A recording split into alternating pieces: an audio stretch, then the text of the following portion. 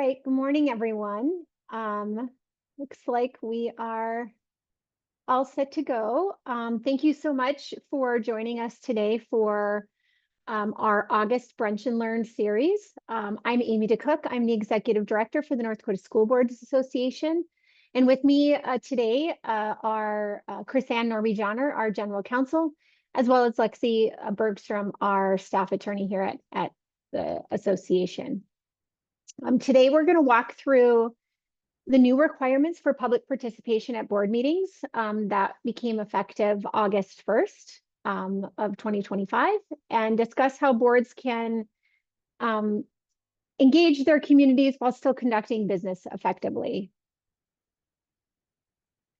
Throughout today's presentation, if you have questions, please feel free to include them in the Q&A on the bottom of your Zoom screen. We should hopefully have some time at the end to answer questions, but we'll try to cover some of those questions as we move through today. So let's go ahead.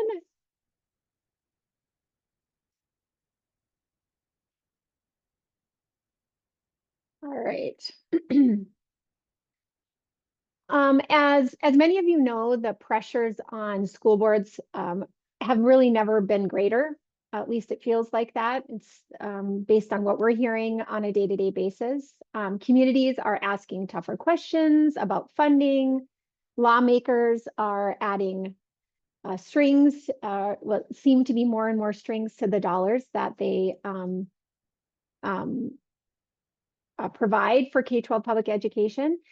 And we are still hearing largely from outside, I think on a national stage, calls for reform of public education, and those continue to increase.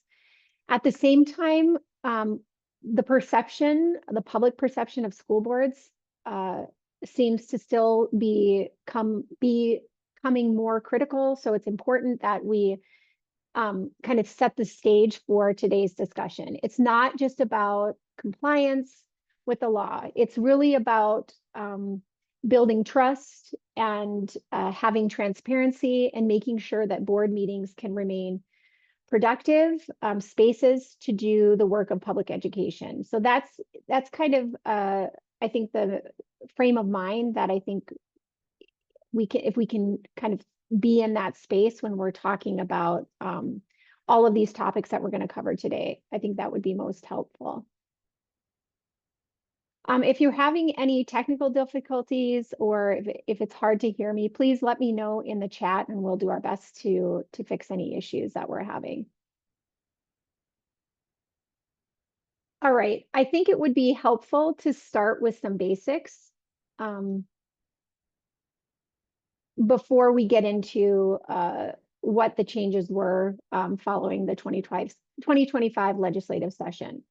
So a meeting is more than just sitting down together in the boardroom. Anytime a quorum or more of the board gathers together to discuss public business or to receive information related to public business, whether that's in person, over video conference, or even in a group text or reply all email, that can be considered a meeting under North Dakota law. So these meetings of a public entity like a school board are presumed to be open to the public unless they fall under a specific exception in the law. So just again, anytime a quorum or more of the board is gathered together regarding public business, even if you're not actively discussing, maybe you are just receiving or hearing information that's related to public business,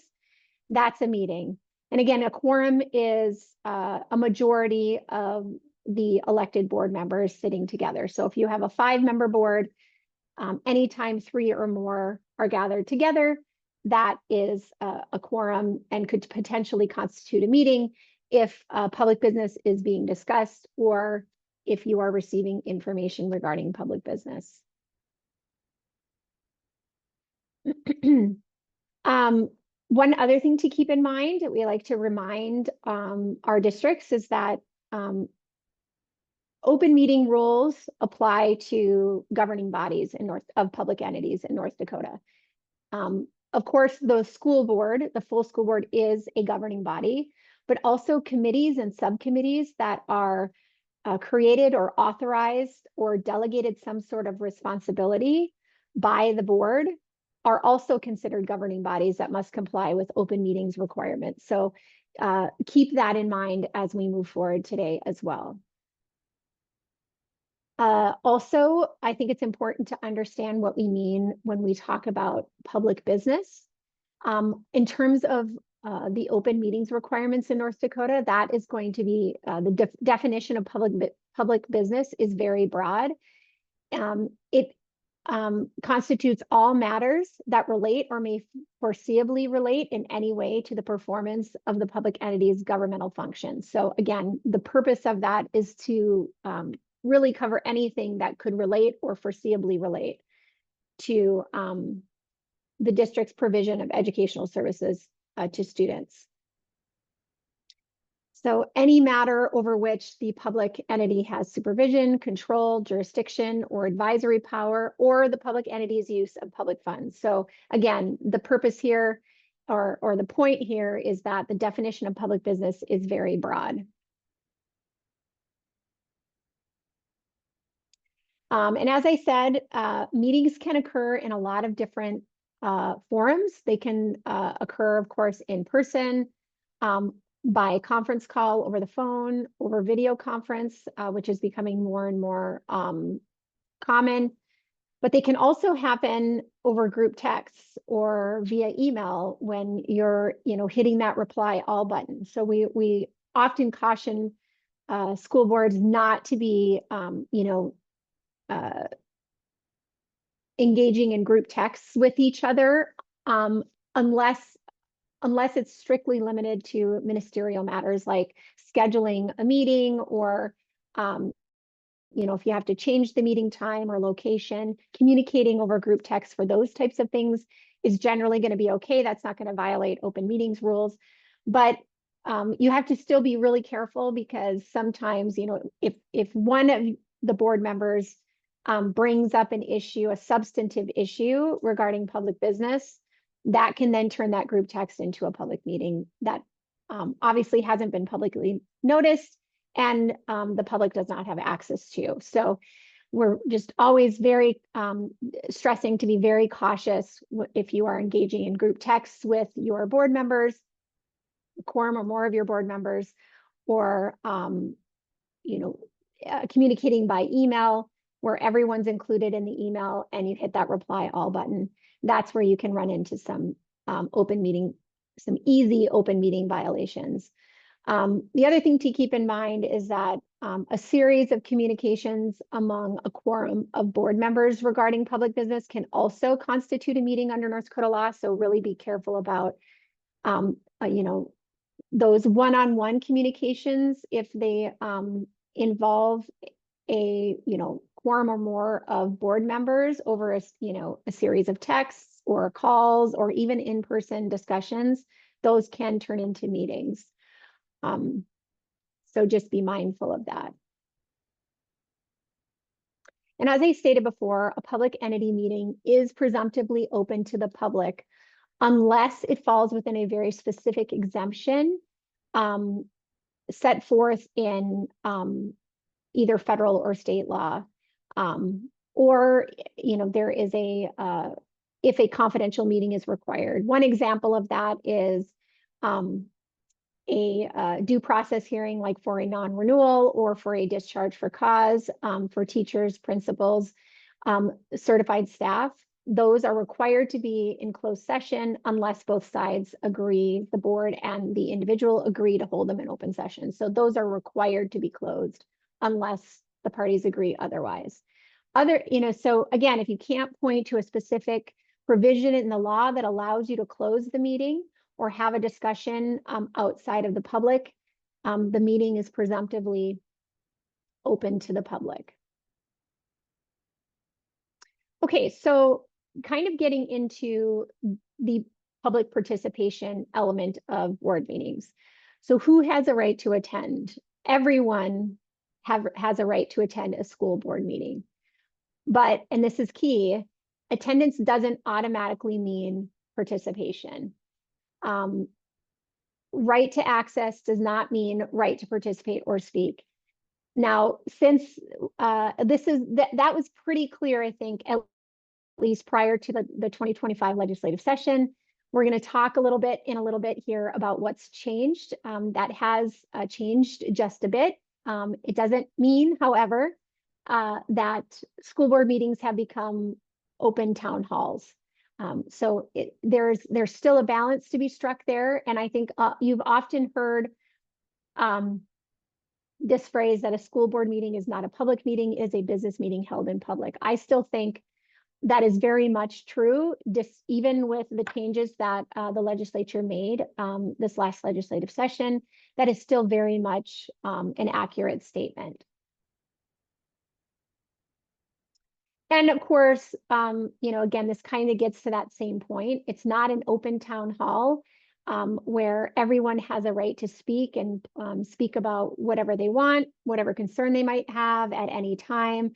A school board still has the right to control decorum at a public meeting, even with the changes that we're going to talk about here in a minute. And we'll talk a little bit more about kind of how some kind of practical advice about how to control, keep decorum and civility at your public meetings.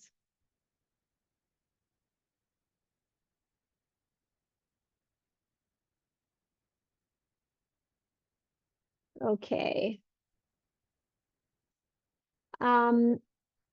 Let's see here. So just to kind of review, because again, this is just to kind of provide a little bit of foundational information for the discussion that we're going to have this morning about who may call a special meeting.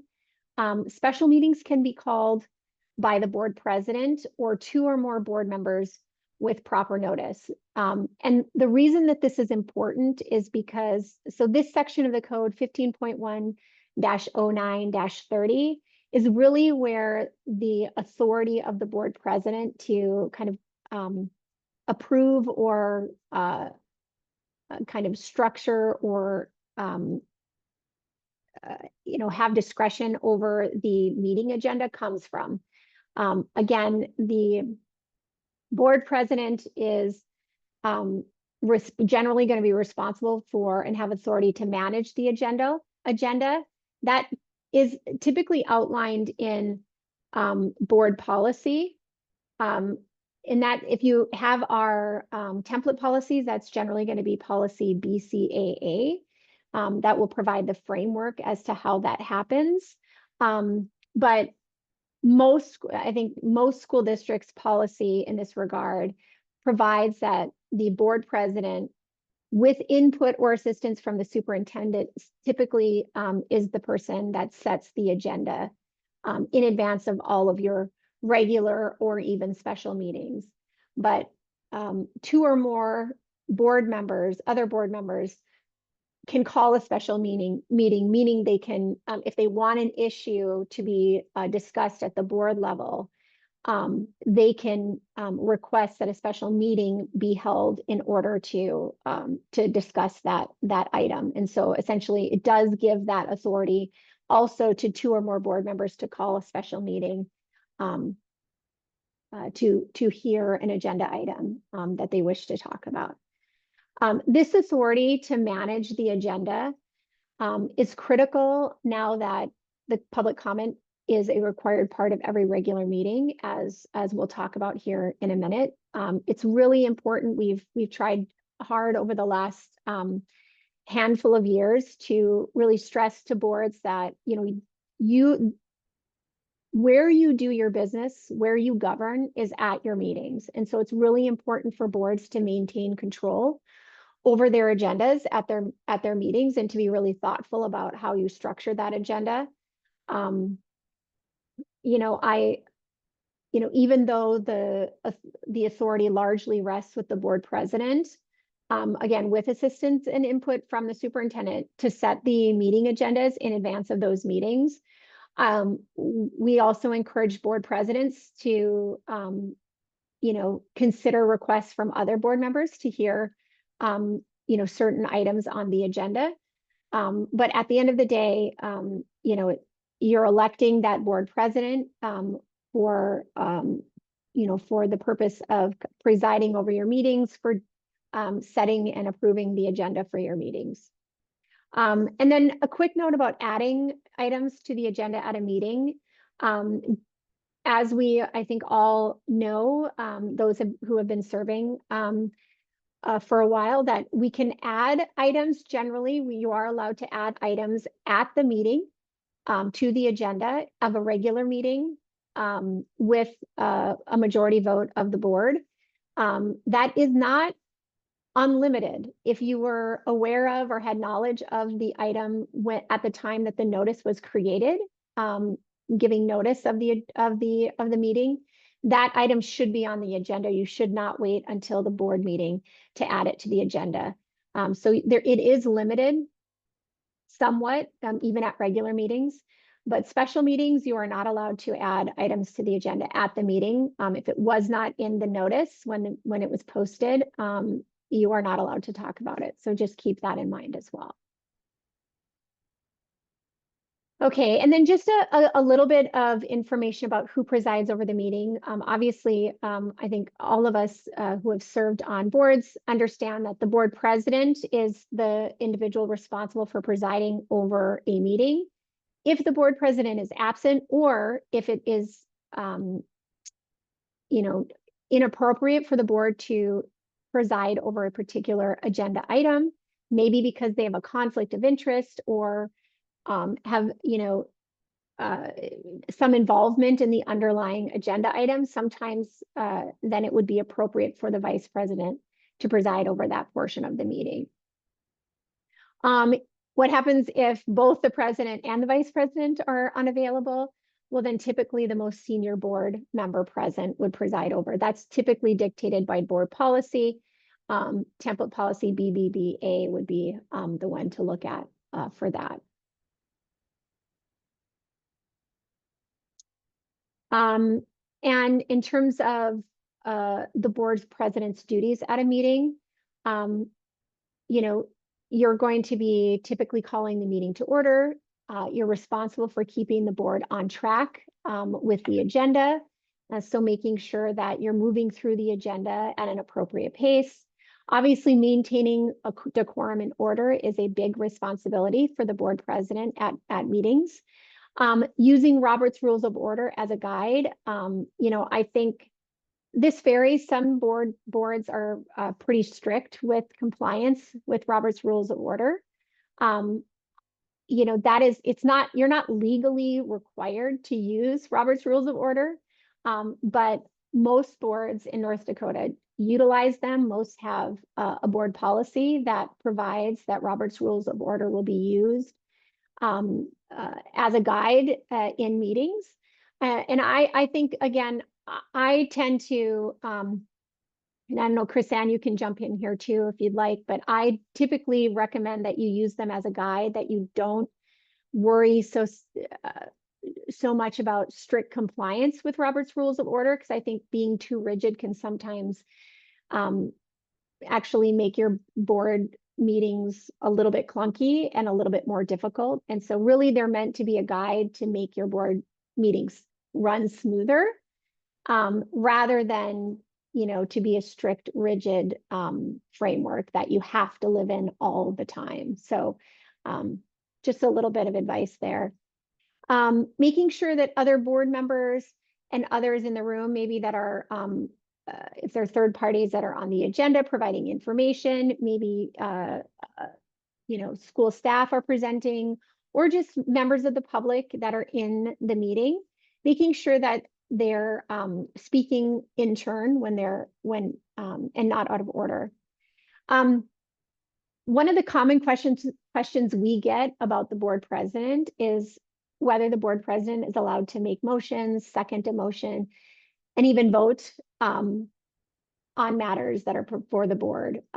Just to be clear, board members should be voting and are required to vote on every matter before the board unless there is a conflict that prevents them or prohibits them from voting. So to be clear, the board president is a voting member just like any other member of the school board. In terms of making motions and seconding motions, that is largely dictated by board policy. There's nothing in the law that prohibits board presidents from making motions or seconding a motion. I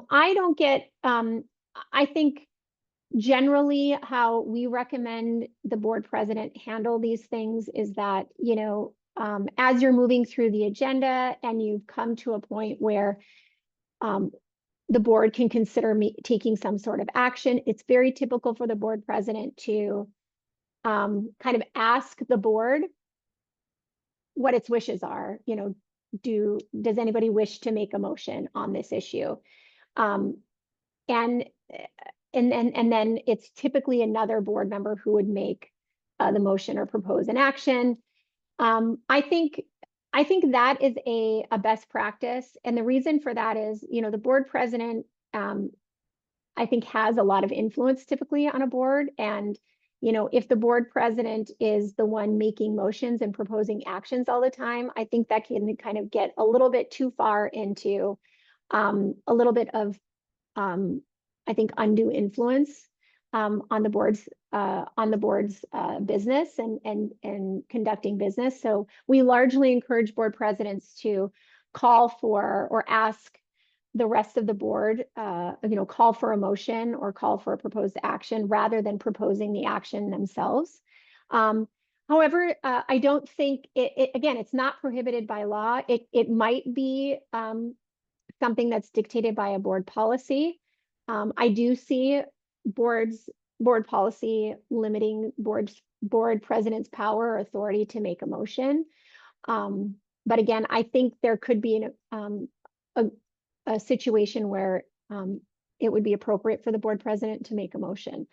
I'm also not concerned about board president seconding a motion, but again, we encourage board presidents to call for other board members to either make a motion or second a motion. So if somebody makes a motion and nobody voluntarily seconds the motion, the board president would typically ask if there is a second to the motion rather than making the second themselves. So again, it's about kind of making sure that the board president isn't exercising undue influence over the business of the board. Okay, so with that background in mind, that brings us to the 2025 legislative change.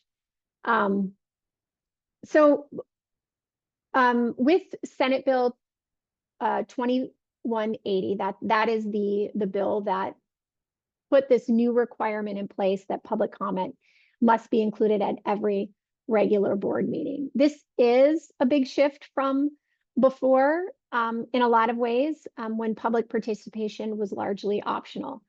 Now, there are typically two paths for public participation, and I think it's important to distinguish both of them because how they come about and how they're handled depends on which path we're talking about. So the first path is individuals can request to be placed on the agenda,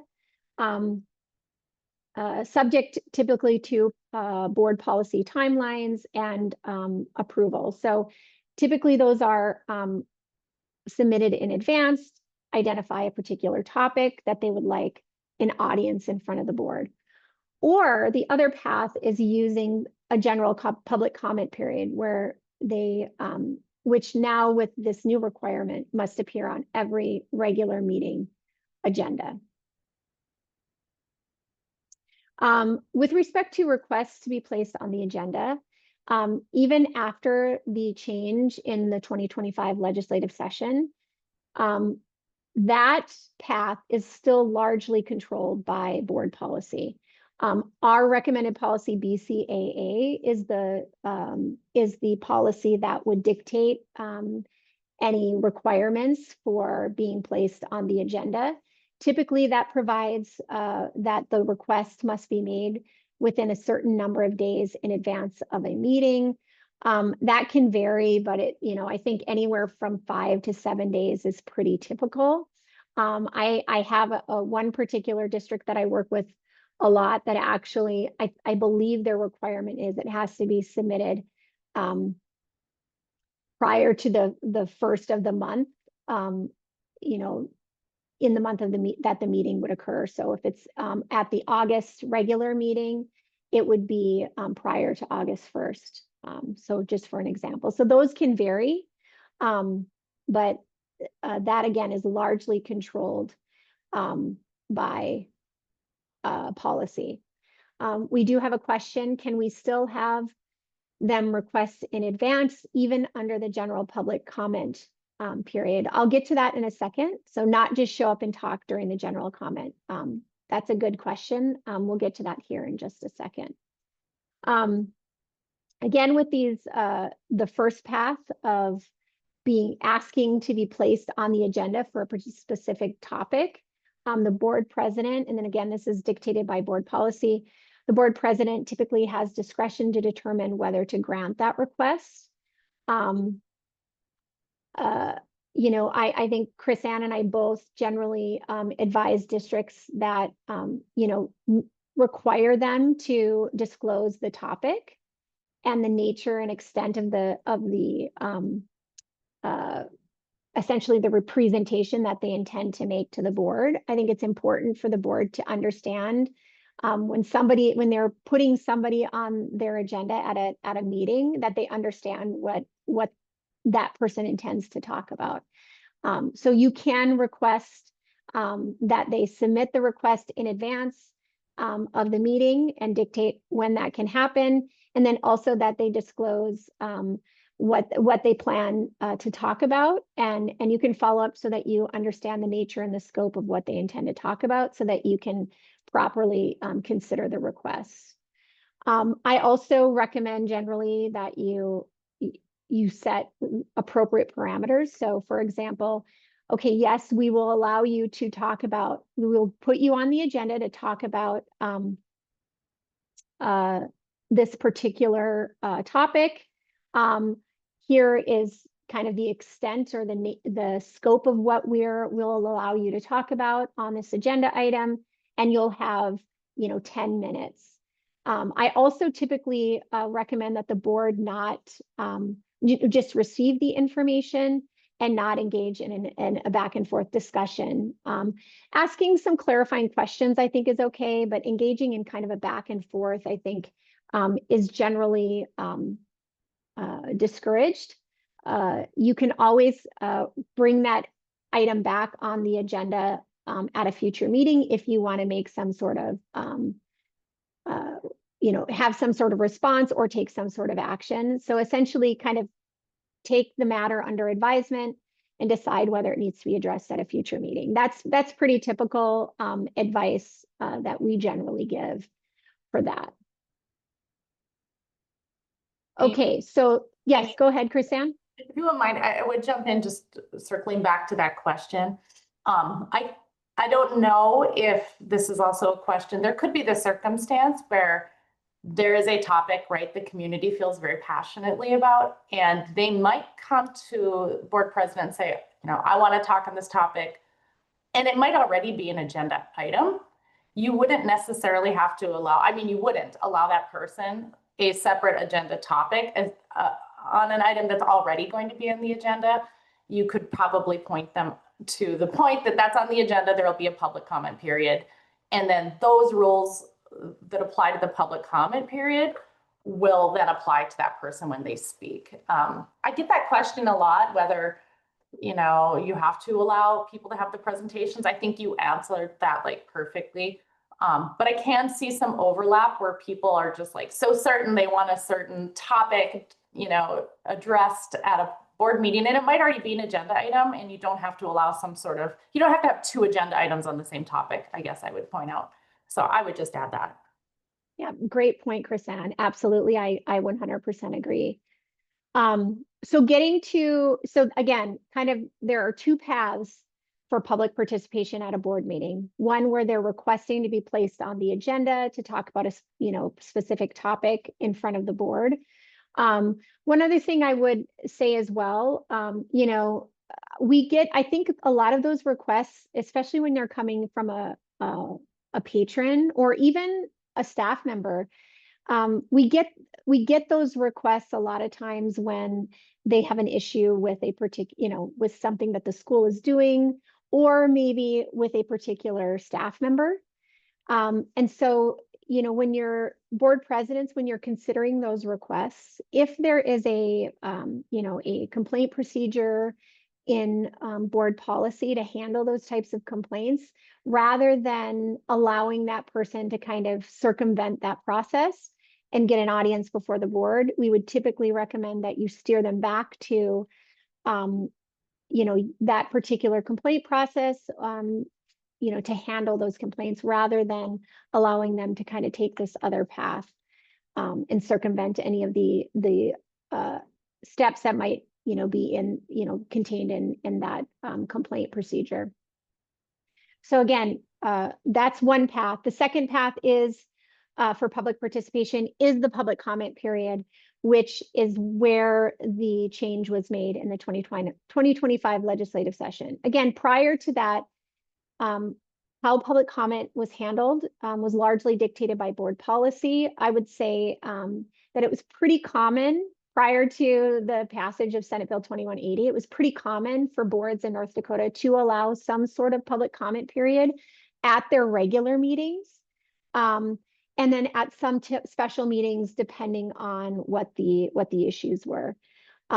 However, most, I think, that did allow for public comment period on their agendas prior to the legislative change did typically limit the comment to items that were on that current meeting agenda. So again, even those boards that did allow public comment at regular meetings did still restrict them largely to items on the agenda.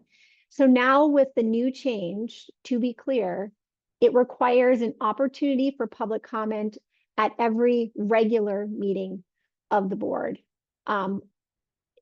That does not include special meetings or committee meetings, which are going to be considered special meetings. Largely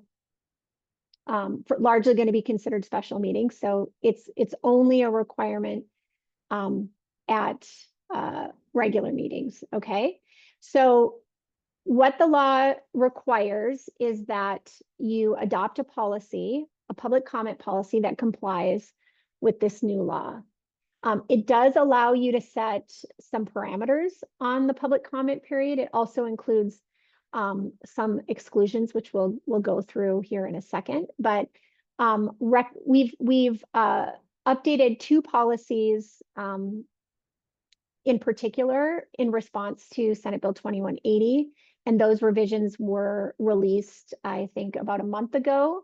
So you should all have received notice of them if you're policy services members. First was the recommended policy BCAA. That is our pre-meeting preparation policy.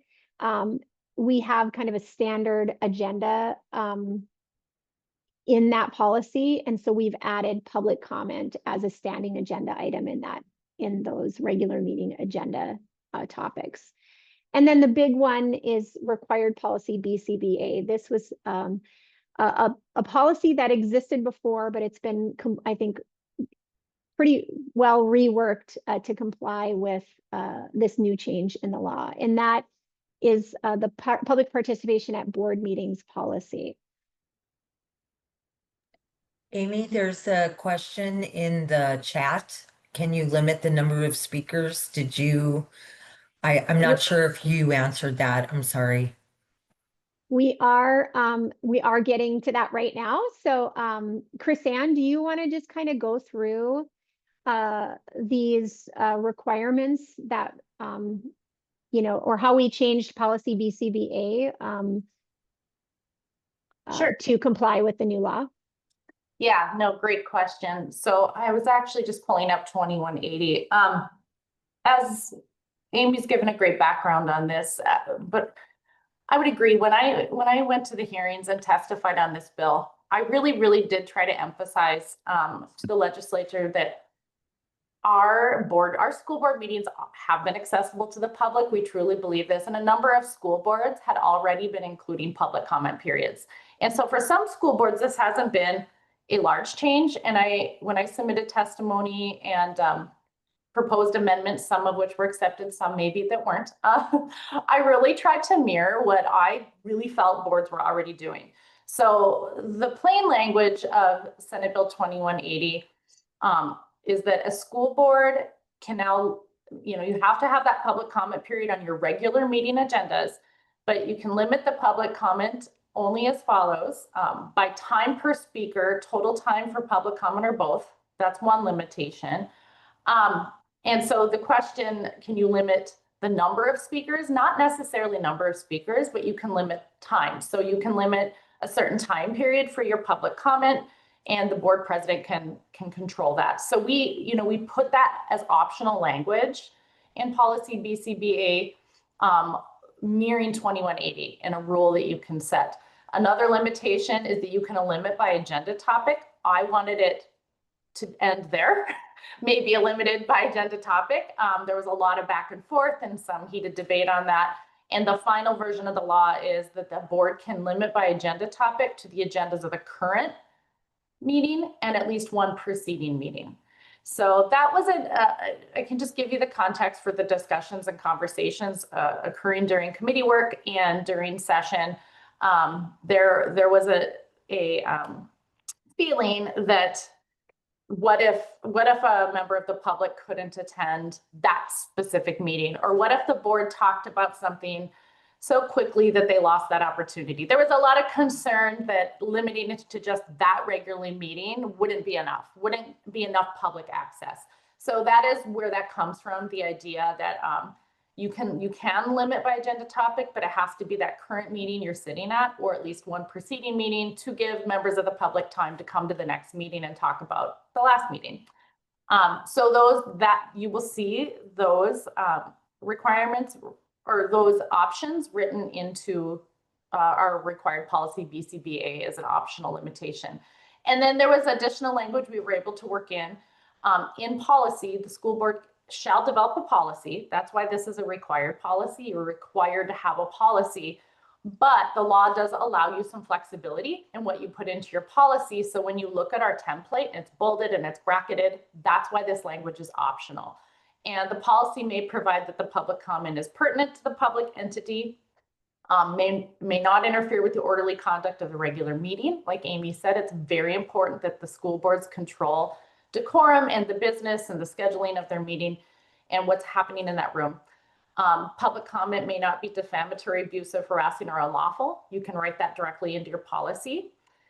And this was very important to me when I was testifying on Senate Bill 2180. Public comment may be prohibited if an alternative procedure exists to bring that particular type of public comment before the public entity. The public comment includes confidential or exempt information, or the public comment is otherwise prohibited by law. You will see, as listed in this checklist of options and as listed in BCBA, some options that allow you, even though public comment periods are allowed, does allow the board to set the rules of the types of comments that will be stopped. When we talk about alternative procedure existing, we'll talk about this in more detail, but that was, to me, when I was testifying, I was talking about comments that really shouldn't be in front of the school board, complaints about personnel, complaints about curriculum, because there are alternative complaint procedures that the public should be exhausting, and it shouldn't be, the complaint shouldn't be in front of the school board, especially when we're talking about your certified employees who have due process rights to their employment. It's possible the school board will have to sit in a position in a non-renewal or a discharge hearing. So you can't listen to public comment on those types of issues. That's why there's separate policies in place to handle those complaint procedures to ensure that the school board remains neutral and unbiased. Same with curriculum. There are a number of public comments that could occur at a board meeting that are really more appropriately routed through a complaint process for the protection of the school district and for the protection of integrity of different processes. And then, confidential exempt information. The most obvious example is student records. You can't be discussing for protected information in school board meetings. That wouldn't be appropriate. And other public comments prohibited by law. that actually mirrors back to the defamatory, abusive, harassing, unlawful comments, but it's kind of a catch-all for that. So again, that is what Senate Bill 2180 wrote in for options for school boards. It is up to your board to decide, though, what rules you're putting in place in your boardroom, which again is why in the template that language was bolded and bracketed. So you as a board could sit down together and talk about what rules you wanted in place. I think most boards probably spent the most amount of time determining the time for public comment period they were going to allow and making sure that they had discussed whether they were going to have public comments limited to agenda topics. I have worked with some school boards in the past that have public comment periods totally open. We don't recommend that. We like to see our boards maintain some control. So your public comment periods aren't going on and really getting off track of your agenda and the public business. But it's an option. You guys decide the rules in your boardroom. So that's what I would say about that.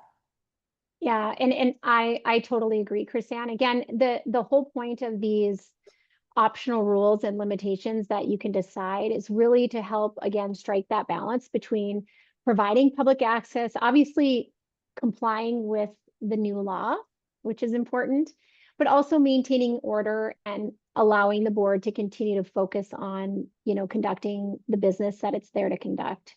Again, I just always remind, again, as I said earlier, even despite this change in the law, school board meetings are not public meetings. They are meetings that are still held in public. And so this does allow, some, it is an expansion of the ability of the public to participate in school board meetings. And again, it's not just school boards, this applies to other public entities as well. So you're not the only ones that are having to comply with this law, but it is,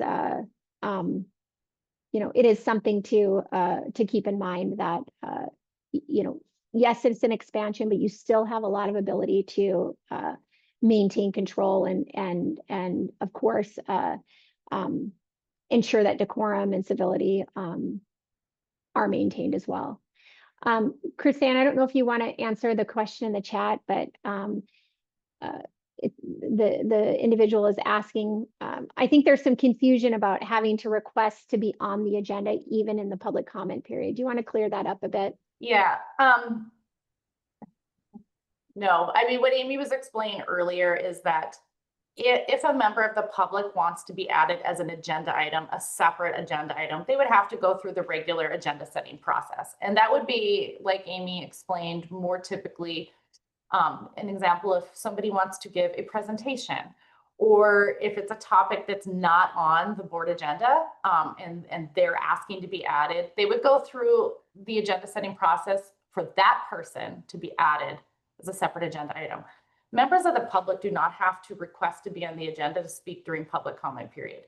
Public comment period is an agenda item. That has to be a regular set agenda item all by itself.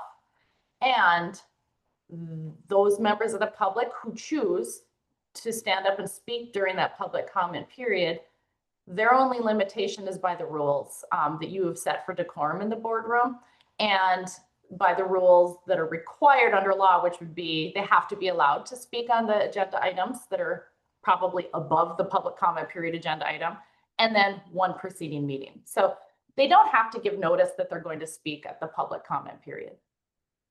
The new law does make it clear that you can require them to provide their name and address in writing prior to speaking. So there is that ability, but yeah, Chrisanne is absolutely right. They don't have to request to be put on to be able to speak during the public comment period, but you can request or require them to give their name and address to be able to speak during the public comment period.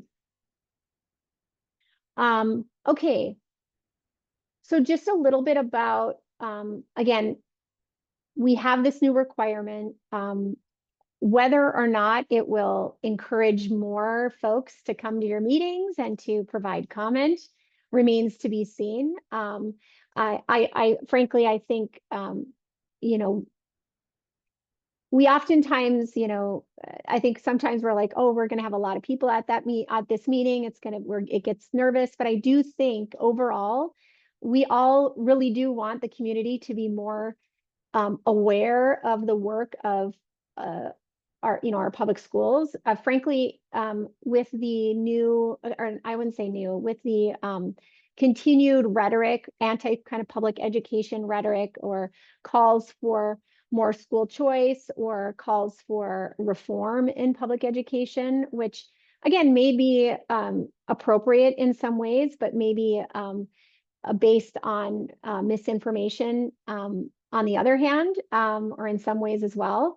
We still do want folks to be aware of what we're doing, because we do need the public support in order to, get adequately funded at the state level, to, support bond referendums when we put them on the ballot. We do still need the public's support. So, we'll see if this new legislation encourages more people to show up and make, provide comment at meetings. So again, making sure that conduct and remarks that are made are in order is more important than ever. But we really need to be clear about what is out of order. So again, interruptions, defamatory remarks, or persistent personal attacks generally shouldn't be allowed. And so again, it's largely going to fall on the board president or the presiding officer to call out that behavior and take action if that type of conduct persists. Generally, we recommend that the presiding officer give a warning, but if that behavior continues, the speaker or the individual may lose their privilege to speak, or even if it's persistent and disruptive, they might even be removed from the meeting. And so the presiding officer should be prepared to handle those situations if they arise. Again, this isn't and there's always the option, and we've had this, I know, Chris Ann has had this before come up.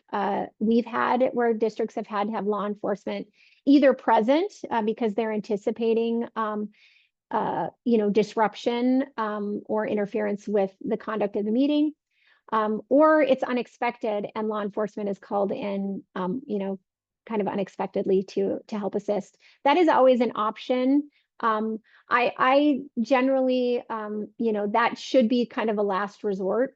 You should give a warning, allow the individual an opportunity to comply with the warning before you kind of progress up that ladder. Again, this isn't about silencing criticism, because I think it's important for boards to hear criticism if there is, valid criticism to be given. But it is also about protecting the board's ability to continue to function and conduct business. If we have folks being able to continuously disrupt and interfere, it makes it really difficult for the board to complete its business. Our meetings last a lot longer. And so it's really important to be prepared to deal with those kinds of things as they come up. And rules of decorum are not just for the folks that might be coming up to speak at the podium, or during, if they've been added to the agenda, or if they've, come up to speak during the public comment period. There's also, or should be, expectations for those just there as, in the audience. So applause, heckling, and shouting can have the effect of intimidating others and can often derail meetings as well. I know that that's happened in North Dakota school board meetings recently. Signs or banners that block the views of others can also be disruptive. And so the presiding officer, the board president, has the authority to recess the meeting, or even restrict these types of behaviors, so that the board can proceed fairly and efficiently. So again, it's not just for those that might be speaking, it's also the audience behavior can also be disruptive and can also impact how the meeting goes forward. Okay, so to finish up, I thought it would be helpful to go through some kind of real life board meeting scenarios that I think probably a lot of you on today's webinar may have dealt with one time or another. These are kind of things that we've heard of being experienced in board meetings in North Dakota. So let's kind of put what we've done or we talked about into practice here a bit. So the first scenario, a parent uses, signs up for the public comment period. And again, by signing up, I mean, puts down their name and address if that's required by board policy. And once recognized, begins reading from a written statement. They accuse a high school math teacher of being unqualified and say the teacher should be removed. Other parents in the audience nod in agreement. So what would be the appropriate response here? So again, this is a kind of a general response. Sometimes, certain situations might dictate something else, but generally, personnel matters fall under the district's complaint procedures. Generally, that, complaints about personnel are going to fall under policy KACB. That's your complaints about personnel policy. The board president should be prepared to stop the speaker in this type of situation and remind them that specific staff complaints, shouldn't be discussed in the public comment period. And then you can, direct them to the appropriate complaint procedure or established process in that case. And again, the lesson here is that I think one thing that 2180 made clear, and Chris Ann talked about this, that public comment is not the forum for addressing or airing individual personnel issues. We can redirect them back to, those appropriate procedures. Now, if you have a personnel matter on the agenda, I think that could open up the public comment period to talk about it. So be prepared for that if you have a personnel matter on the agenda, that I think the public comment period probably does apply to that. So, think about how you structure those. Again, public comment is only required at your regular meeting. So if you're going to have, for example, a discharge for cause on your agenda, you'd probably want to schedule a special meeting, which is generally recommended anyways, because those hearings typically last, longer than what would be sufficient to handle in a regular meeting. Schedule that in a special meeting, and then you might not have that, that public comment period would not be required in that scenario. Chris Ann, anything to add there? Oh, I just think that's a great point. Being really thoughtful about those meetings where the personnel matters have to be noticed. Probably reserve that for special meetings. I guess another example where that could come up too would be your superintendent evaluations. I mean, unless maybe you want public input on your superintendent, but perhaps if you really want to just stay focused on the board's evaluation process and procedures, that might be reserved for a special meeting as well. Great point. Okay, so we're going to kind of move through these fast since we're kind of butting up against the end of our time today. So the next scenario, the board is discussing a controversial budget cut that would eliminate a popular extracurricular program. That's never happened before, right? Several parents speak against the cut. After each one, the audience claps loudly, cheers, and some even shout, "Save the program." A few audience members who support the cut complain they feel intimidated or discouraged from speaking. So this kind of gets to what we were talking about, just a few slides ago.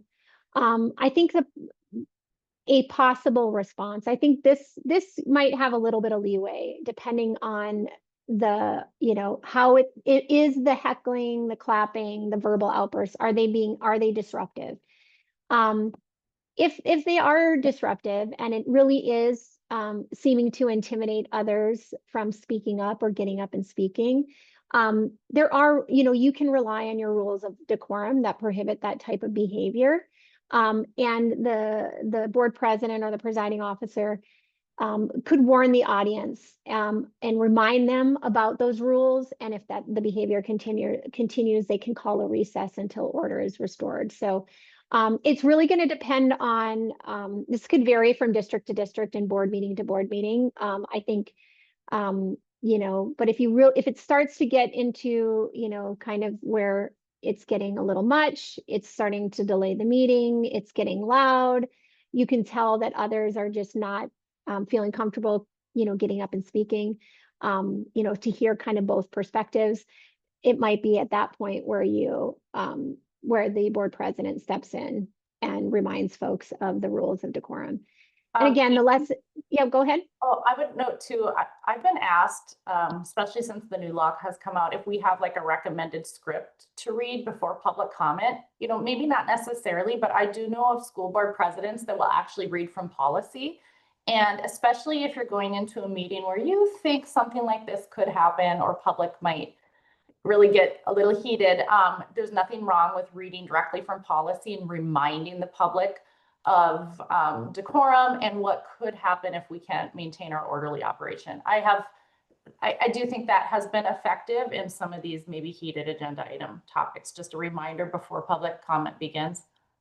Yeah, I think that's a great point, Chrisanne. Even considering having those rules and those expectations posted in your board meeting so that they're visible, you can point to them. I do think reminding folks of the rules before you open up public comment is important, especially if you anticipate a lively public comment period because of the items that are on your agenda or on a preceding agenda from a preceding meeting. So again, here, the lesson being that it's important to provide safe, orderly environment where, viewpoints can be expressed without disruption or intimidation. I mean, that is the other side of this. I mean, the whole point of the reason that this law got passed is because our lawmakers think it's important that people have the ability to weigh in at public meetings and express their viewpoint. And so it does kind of forcibly open up kind of a limited public forum for purposes of expressing viewpoints. And so I think it's important with this change that boards, be prepared to maintain order and provide a safe space for people to make comment. Okay, so next scenario, during a meeting focused on approving next year's curriculum plan, a community member takes the microphone and begins discussing federal immigration policy and its impact on the country. The remarks go on for several minutes, drifting further from the school's jurisdiction. So again, this kind of talks a little bit about I think I have the wrong policy here. Lexia, don't I have the wrong policy? I think it's BCBA, not BCAA. So I apologize. We'll make that correction before we post this. But the new policy, the public participation policy, BCBA, allows boards to limit comments to agenda items or topics relevant to the district. And again, they're also on an agenda of a preceding meeting as well. So unless you had federal immigration policy on your current agenda or the agenda of a preceding meeting, the school board president is allowed to politely cut off the speaker, thank them and redirect the meeting back to district business. Again, this kind of gets to what Chrisanne was talking about before, having those rules, saying them before maybe public comment begins, or being prepared to reference that if something like this should happen would be pretty helpful, I think. Okay. Next scenario, at a regular meeting, 20 parents arrive wearing matching t-shirts to protest the district's new athletic participation fees. They all sign up for the public comment period, each intending to repeat the same core message. If each spoke for 5 minutes, the comment period could last nearly 2 hours. So what do you do in this scenario? Again, I have the wrong policy here. I'm so sorry. I don't know what I was thinking. So BCBA allows boards to set time limits per speaker and on the overall comment period. I shouldn't just say the policy does. North Dakota law allows you to do that. So Senate Bill 2180, which is now again current law, it was effective, became effective August 1st. So all of you, if you've had your, I'm guessing a lot of you have already had your regular meetings for August. You should have had public comment on as an agenda item on your meeting, on your August meeting. If you haven't had your regular meeting, make sure you double check your agenda to make sure that it's on there. But you do have the ability to set time limits per speaker and on the overall comment period. The presiding officer can suggest that the group appoint one spokesperson and allow other members to indicate support without repeating identical comments. So if you start seeing that, I think the doesn't necessarily mean, I think under, and Chris-Ann, you correct me if you disagree, but I don't necessarily think you can prohibit folks from coming up, but by setting some of those time parameters that effectively allows you to control something like this, you are, you want to ensure that everyone is heard without, again, having to spend 2 plus hours on public comment period. So you can, those optional parameters that are allowed under the law are really important for these types of situations where, your meetings can become hours long because you have, 20 people that want to talk about the same topic.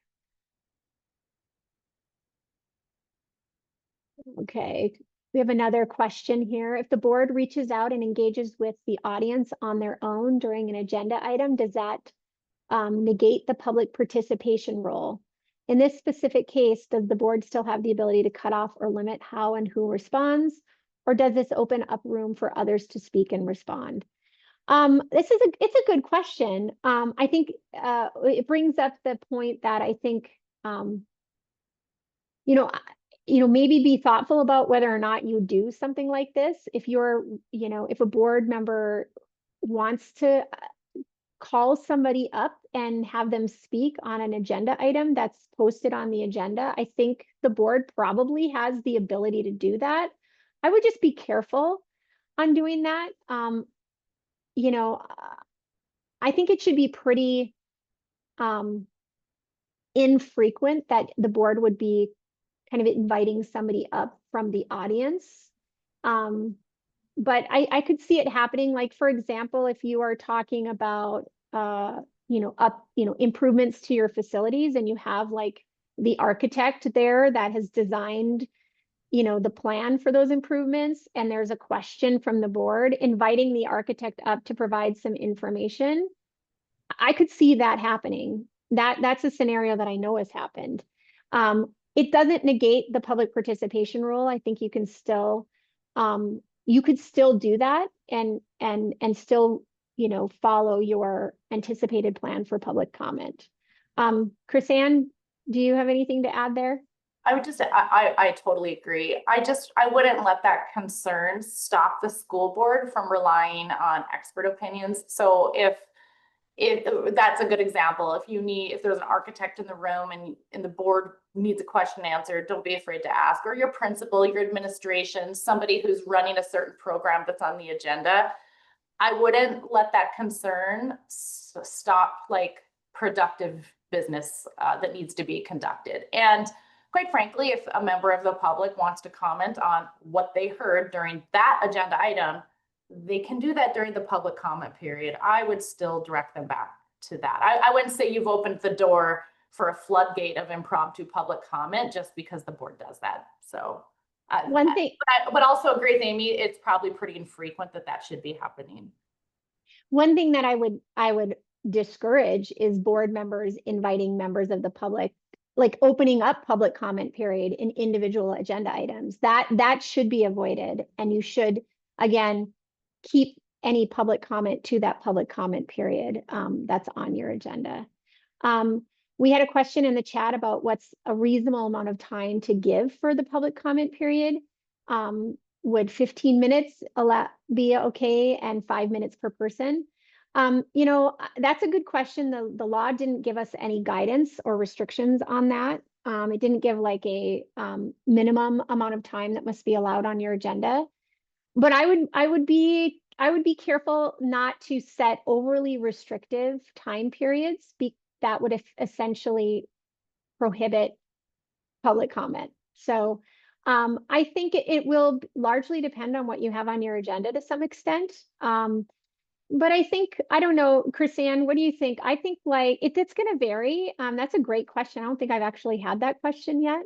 But I would think like a half hour might be an appropriate maximum time to start with.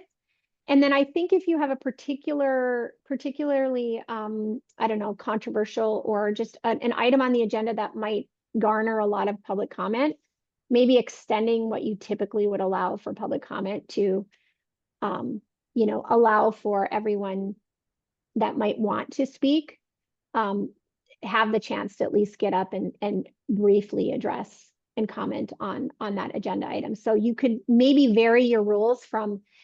One thing I think I would say is you don't have to have a set time period and then never be able to deviate from that. If you have a public comment period that you think needs to be extended at a particular regular meeting, you can modify your rules and maybe extend it to 2 hours or an hour and give less time per speaker if you anticipate a lot of people wanting to get up and comment. I would agree with that, Amy. To give yourself flexibility, I think I would only point out that just please try to be reasonable when you're setting your time limits, or I am certain that if not just school boards, but if our public boards that all have to comply with this, if they're too rigid and they're not giving reasonable time amounts in these public comment periods, we will be back next legislative session and the legislature will give us time periods. So let's just, as reasonable as all of our public boards can be, it will be to the benefit of all. Yes, and I think, I often, I think, hear or at least get the impression that boards are really nervous sometimes to hear public comment, especially when they feel like it's going to be critical. But sometimes I think rather than kind of jumping through hoops to prevent or limit that comment is just to receive it and move on. Oftentimes, if somebody just has the ability to be heard, that will do a lot to kind of calm the situation down a bit, or at least prevent it from escalating further. So I think sometimes we can be a little bit overly concerned about receiving critical comment, and sometimes just receiving it and moving on is the best way to handle it. Can I just add one more thing? Okay. Oh, Lexi, did you have something? Yeah, can you hear me? Might be quiet. The only other thing I was going to add is I would recommend that you just make sure you're giving the same amount of time to both sides. Like if you're going to have a topic that is controversial and there's people on both sides, you're just giving equal amounts of time to both sides. That's a great point, Lexi. We often see this at legislative committee meetings where like we have a particularly controversial piece of legislation, like for example, the school choice, school choice bills that were heard. There were a lot of people that showed up to those legislative committee meetings or hearings on those bills. And so the committee chair would say, okay, we've got a half hour for folks that are in favor and a half hour for folks that are against. And, they didn't typically set individual speaker time limitations, but that's a good point. If you are anticipating that, there will be varied, pro and against a particular proposed action of the board, for example, you might want to set those time periods so that each side kind of has that equal amount of time. And then if one side doesn't use their time, then you can maybe extend it for the other. So yeah, that's a great point, Lexi. Thank you. A committee group submits a request to the board president 3 days before a regular meeting, asking to present a 30-minute slideshow about changing the district's mascot. The board agenda has already been published. We just had a district in North Dakota that recently changed their mascot after probably decades of discussion. So this is kind of somewhat of a timely scenario. Again, I'm so sorry. I don't know. I must have just had BCAA on my mind when I prepared these slides. So I apologize, but board policy BCBA requires that requests for the, oh no, this is the right policy. This is your pre-meeting agenda policy. I apologize. So BCAA is the right policy. It does require requests for agenda placement to be submitted in advance and approved by the board president. I would say 3 days in advance is typically going to be outside of the amount of time that policy generally requires for receiving these types of requests. So if they are outside of that time frame that you've set in your policy, the board president can inform them of that, and they could potentially use the public comment period for brief remarks, again, if that item is on the agenda or was on the agenda of a preceding meeting. Otherwise, you could potentially consider that request for a future meeting.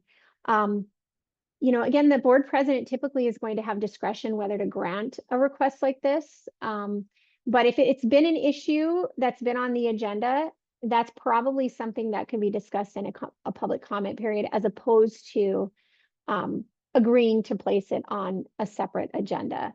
But again, you're going to have discretion whether to grant this type of request. We always tell boards to be thoughtful when they're granting these requests. Get as much information as you can from the person requesting, so that you have a pretty good understanding of what information they're going to share, and then set appropriate parameters if you're granting that request. But the lesson here is really that board presidents maintain control over the agenda. It's important to understand when you're granting these requests, how that could impact the agenda and the flow of the rest of the meeting.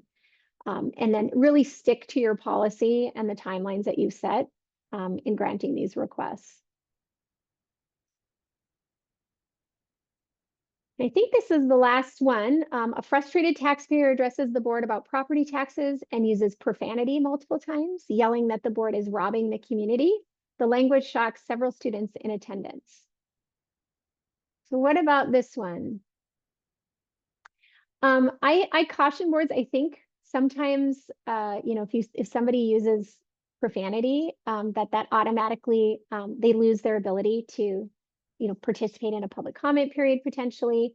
I think profanity alone may not always justify cutting off that speech. I think when this public comment period does kind of create this limited public forum, we have the ability to set rules that, or to prohibit remarks that become disruptive, harassing, or abusive.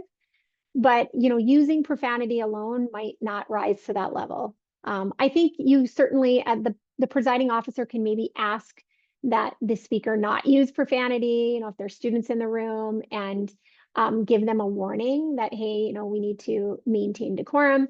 But I think just, again, it's really disruptive, harassing, or abusive comments that we're allowed to regulate, and profanity alone might not rise to that level. So I think we automatically assume that if somebody uses profanity in a board meeting, we can cut them off and prohibit them from speaking, but I don't know if that necessarily rises to that level. And I think here the lesson is we kind of have to distinguish between what is maybe protected but offensive speech and behavior, rather than, or what might be protected speech, even though we don't agree with it, or might even be offensive to some people, versus behavior that crosses into disruption or harassment. Chrisanne, do you have anything to add here? I just think that sometimes we do still have to remember that this new law in particular has opened up, I think, a limited public forum for free speech purposes. And we have to be, people do have a right now to speak. We do have some ability to set parameters, but we still have to give people the right to, their right to speak.